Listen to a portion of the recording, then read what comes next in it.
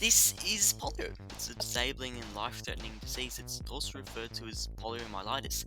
I suppose it's caused by a thing called the poliovirus, which just happens to be a pathogen.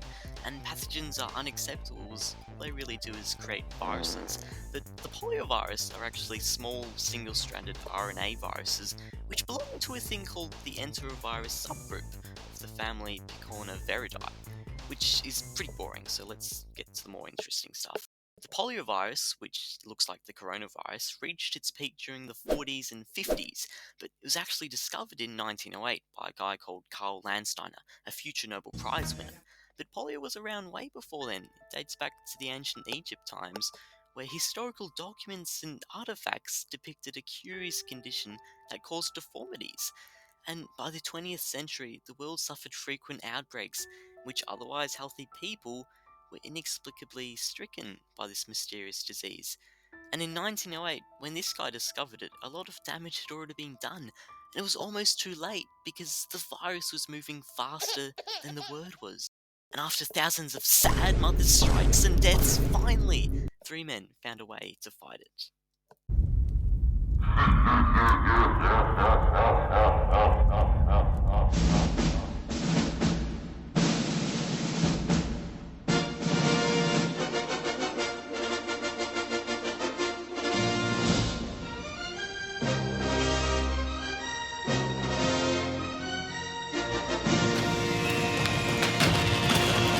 That was the Iron Lung, which is what those three men, Philip Trinket, John Haven Emerson, and Louis Agassiz Shaw Jr., created. It was finally a way to fight polio, because what the Iron Lung does is basically assist breathing and literally replicate what the body does during breathing.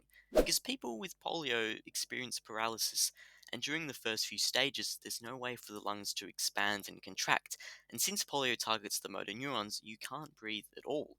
But this is where the iron lung comes in, because you can adjust the pressure according to the patient so that the machine goes up and then down and literally allows the patient to breathe artificially.